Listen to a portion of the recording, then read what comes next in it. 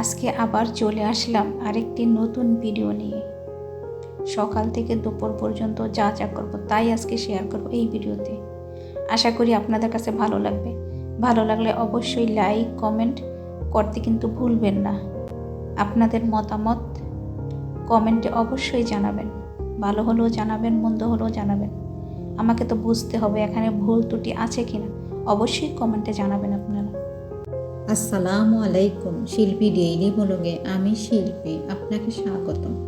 যে যেখান থেকে ভিডিওটি দেখতেছেন আশা করি আপনারা ভালো আছেন। আমিও ভালো আছি, আমার পরিবার নিয়ে আলহামদুলিল্লাহ। আমি গিয়ে আজকে সকাল থেকে দুপুর পর্যন্ত যা যা করব তাই আপনাদের সাথে শেয়ার করব। আশা করি আপনাদের ভালো লাগবে। যদি ভালো লাগে অবশ্যই ভিডিওটি পুরো দেখবেন। আমি গিয়ে রুটি বানানোর জন্য রুটির পাত্রটাকে একটু প্রস্তুত করে নিচ্ছি, কেননা এটা ধুয়েছিলাম সেজন্য আবার এটার মধ্যে লাগিয়ে দিলাম। আমি অবশ্যই এটা রুটি রাখার জন্যই কিনেছিলাম। এটার মধ্যে রুটি রাখলে কি হয়, রুটিগুলো তুলনামূলকভাবে নরম থাকে এবং গরম থাকে, একটু হালকা। সেজন্য এখানেই রাখি। আমি এটা কিনেছিলাম এটা তো রুটি রাখারই পাত্র, সেজন্য আমি এটা কিনেছিলাম যাতে করে রুটিটা ভিতরে রাখলে রুটিটা যেন গরম থাকে আর একটু সফট হয়। এখন আমি আলু ভাজি করব। আমার গিয়ে আলু ভাজি দিয়ে বিশেষ করে রুটি খেতে ভালো লাগে। যে কোনো ভাজি, শুধু আলু ভাজি না, কেন জানি আমার ভাজি দিয়ে রুটি খেতে ভালো লাগে। এখন কোন কোন আপুদের, কোন কোন ভাইয়াদের ভাজি দিয়ে রুটি খেতে ভালো লাগে অবশ্যই কমেন্টে জানাবেন। আমি গিয়ে আজকে কিন্তু লাল আটার রুটি বানাবো। এই আটাটা অবশ্য আমি গিফট হিসেবে পেয়েছিলাম এক জায়গা থেকে। লাল আটার রুটি কি আমার কাছে অত ভালো লাগে না। এখন আপনাদের কাছে কেমন লাগে আপুরা ভাইয়েরা অবশ্যই কমেন্টে জানাতে পারেন। আমার কাছে ভালো লাগে সাদা আটার রুটিটা খেতে, কিন্তু লাল আটার রুটিটা দেখতে না খুব সুন্দর লাগে, সেটাই। কিন্তু খেতে ভালো লাগে আমার সাদা আটার রুটি। আমি না প্রত্যেকটা রুটি যে বানাবো আগে এভাবে গোল করে নিই। গোল করে নিলে হয় কি, রুটিটা বানানো খুব তাড়াতাড়ি হয়ে যায়। আমি সবসময় রুটি বানানোর আগে এভাবে গোল করে একসাথে নিয়ে নিই, যাতে করে রুটিগুলো বানানো খুব দ্রুত হয়। আমি কিন্তু আজকে রুটি বানাচ্ছি খুব দ্রুত। আমি আজকে ফজর নামাজের পর কি হয়েছে, নামাজ পড়ে অনেকটা সময় বসেছিলাম, সূরা মুলক শুনেছিলাম।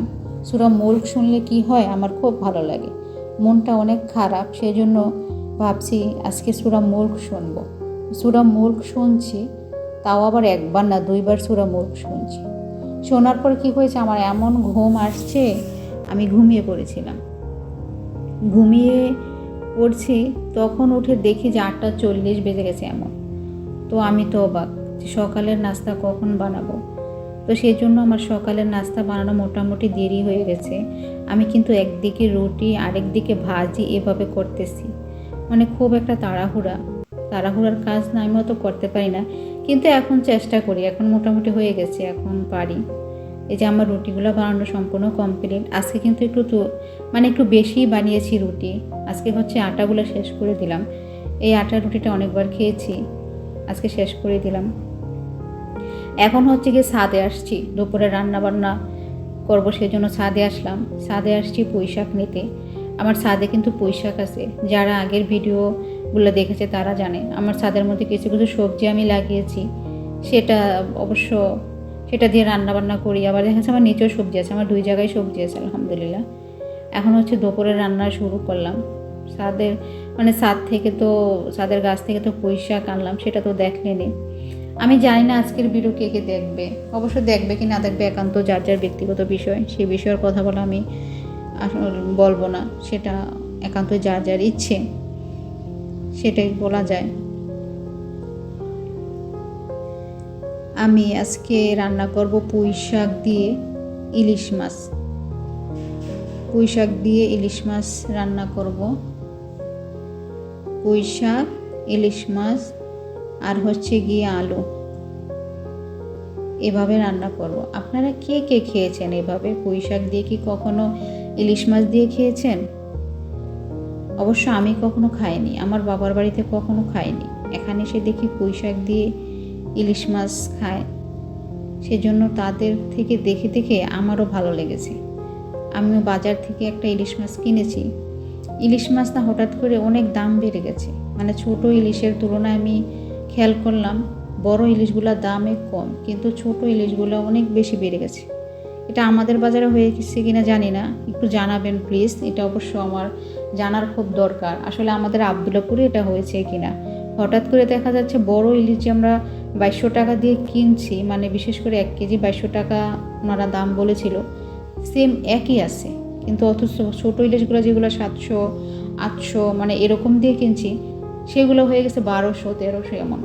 এখন আমার একটা বিষয় জানার খুব দরকার, আপনাদের এলাকাও কি এরকম ইলিশের দাম কি এরকম বেড়েছে, নাকি শুধু আমাদের আবদুল্লাপুরে বেড়েছে? অবশ্যই এটা জানার খুব দরকার ছিল।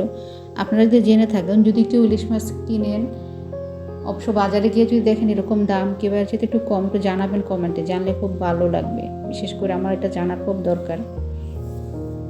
আমি কিন্তু আজকে ইলিশ মাছটা একেবারে অন্যভাবে রান্না করেছি। ইলিশ মাছ হচ্ছে গিয়ে ভাজিও করি নাই, আবার হচ্ছে গিয়ে কষানোর মধ্যেও দিই নি, মানে তরকারির মধ্যে দিয়ে দিয়েছি।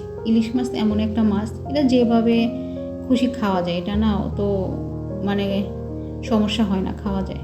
আর অন্যান্য মাছগুলা এখন এরকম হয়েছে, অন্যান্য মাছ না, বিশেষ করে যে কোনো মাছ, ইলিশ মাছ, ইচা মাছ, মানে ইলিশ মাছ আর অবশ্য চিংড়ি মাছ ছাড়া আমার একটা সমস্যা হচ্ছে কি, আর কোনো মাছ আমি খেতে পারছি না, মানে কেমন যেন একটা গন্ধ আসতেছে, এরকম একটা অবস্থা ইলিশ মাছ থেকে না, মানে অন্য মাছ থেকে।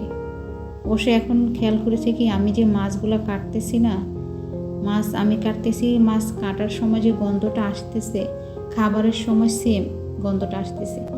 আমার হচ্ছে, আপনার হচ্ছে কি না আমি জানি না, আমার এরকম হচ্ছে। আগে কিন্তু মাছ খেয়েছি প্রতিনিয়ত, মাছ ছাড়া ভাত খাইনি, সেটা আমার অভ্যাস ছিল।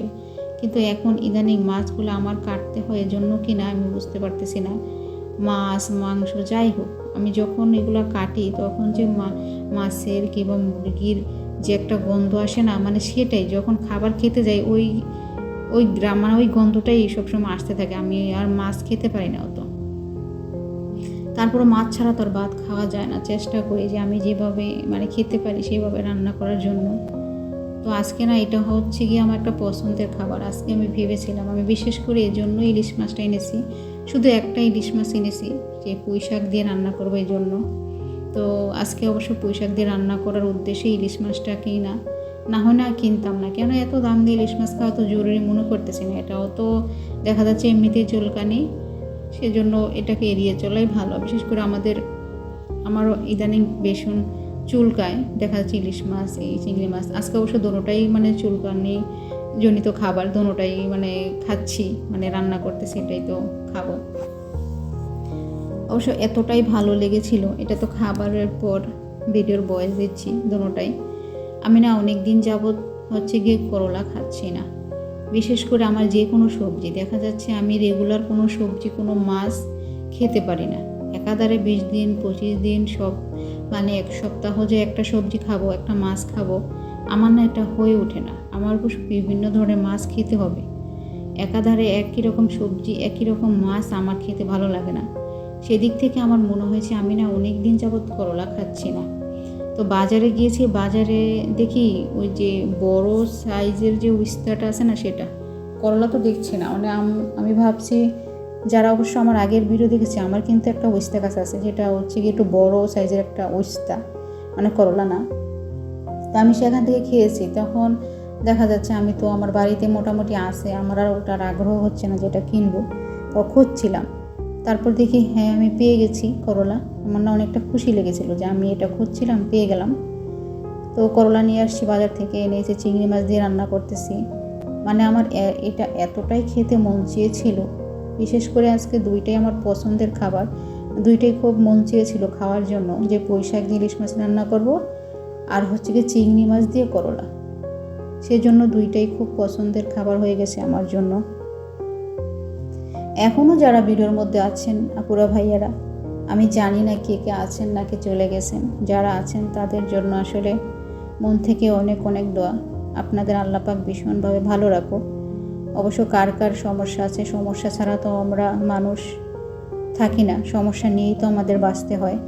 যদি কারো সমস্যা হয়ে থাকে কিংবা খুব মন খারাপ, আল্লাহ আপনাদেরকে ভীষণভাবে ভালো রাখুক, সমস্যার সমাধান দিক, আপনাদের মন ভালো রাখুক আল্লাহ পাক। সেটাই, আমি জানি না কে কে এখনও আছেন ধৈর্য নিয়ে ভিডিও দেখা, মনোযোগ ধরে ভিডিও দেখা, আসলে এটা অনেক কিছু, সেজন্য বলতেছি যারা যারা আছেন আপনাকে অসংখ্য ধন্যবাদ। মন থেকে আপনার জন্য ভীষণভাবে আল্লাহর কাছে দোয়া, আপনি যেন ভালো থাকেন। আমার রান্নাটা কিন্তু অলমোস্ট কমপ্লিট হয়ে গেছে। কার কার করলা খেতে পছন্দ একটু জানাবেন কমেন্টে। আমি অবশ্য আমার যে লুচনিগুলো ছিল ওগুলো একটু ধুয়ে দিয়েছি, সেই জন্য অবশ্য সেটি ব্যবহার করতে পারতেছি না, আমি কিচেন তাওয়াল দিয়ে ধরেছি আজকে। এখন অবশ্য আমি কিন্তু ভিডিওর শেষ পর্যায়ে চলে এসেছি। এখনও যারা আছেন অনেক অনেক ধন্যবাদ। আসসালামু আলাইকুম, আল্লাহ হাফেজ।